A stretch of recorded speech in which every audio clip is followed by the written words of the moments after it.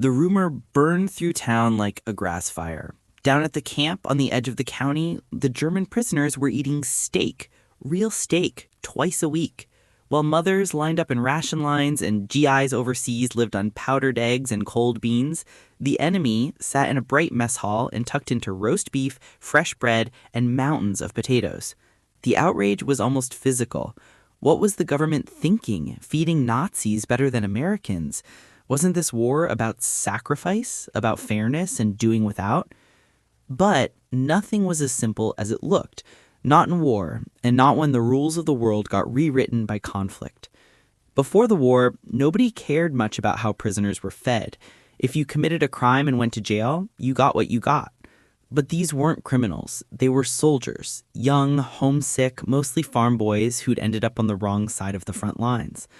American law said they had to be treated according to the Geneva Convention.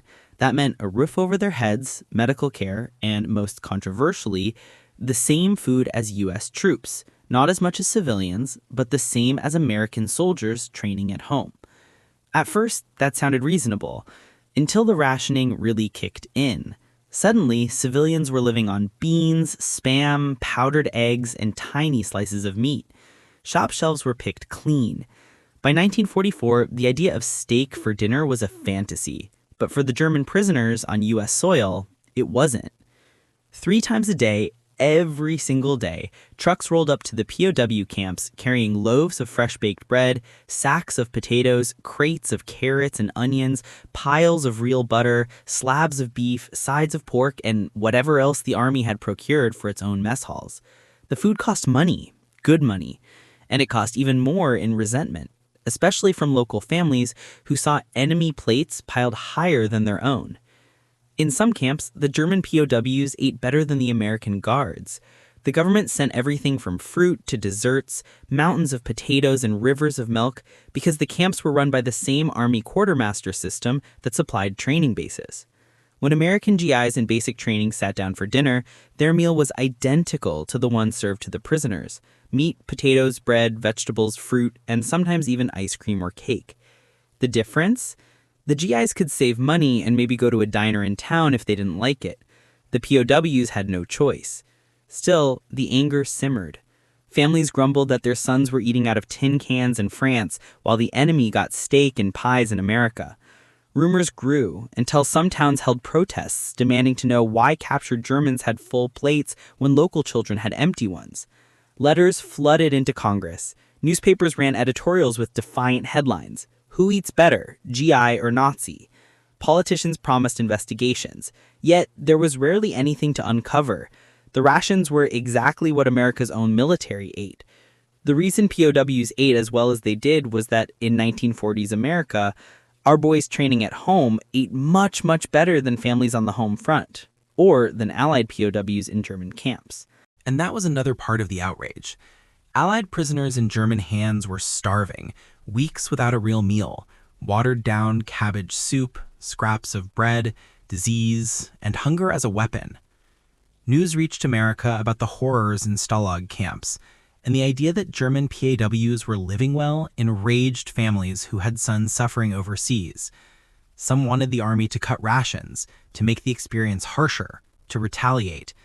But army lawyers and commanders insisted it was the law. If America treated prisoners harshly, it would doom its own men in German hands. So the army kept feeding the prisoners the same rations as its own soldiers. The menu was solid, predictable, and filling. Breakfast might be scrambled eggs, fried potatoes, sausage, toast, and coffee. Lunches and dinners meant roast beef, pork chops, chicken, meatloaf or stew, served with a mountain of potatoes, fresh vegetables, fruit, milk, and big slices of bread. On holidays, camps took pride in offering feasts, turkey and all the trimmings at Thanksgiving, special cakes at Christmas. For the POWs, the food was a shock. During the war, German rations had slipped to meager fare: black bread, watery soup, and not much more. To suddenly have as much bread as he wanted, and to see meat and butter at every meal, was astonishing. Some worried it was a trick, or even some kind of American propaganda effort. Memoirs from former POWs almost all mention the food. We ate better than we ever did at home. They gardened too. Many POW camps had on-site vegetable plots and chicken coops worked by the prisoners, supplying fresh produce and eggs for the kitchens. Butchers among the POWs helped prepare meat, bakers made bread, and cooks learned American recipes. The prisoners gained weight, their health improved, and they often joked among themselves that they'd gotten fat in America. The resentment outside the camp never fully went away. Children walking by the wire might smell roast chicken and see smiling faces on the other side, while they went home to watered-down soup. Even guards grew bitter, sometimes swapping meals with prisoners to even the score. The army responded with more propaganda. We feed them well, so our boys are treated well too. When the war ended, most POWs lost weight again on their way home, once more eating the thin soup and tough bread of a shattered Europe. They remembered America for its food, its bread, its milk, and the strange paradox of being an enemy with a full plate.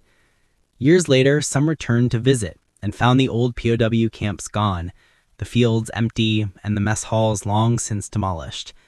But they remembered the taste of apple pie, the kindness of American cooks, and the way hot food, every single day, had blurred the iron lines of war, at least for a little while. Next episode, the war brides who crossed the ocean with nothing but a suitcase and a promise, and what they found waiting for them in America.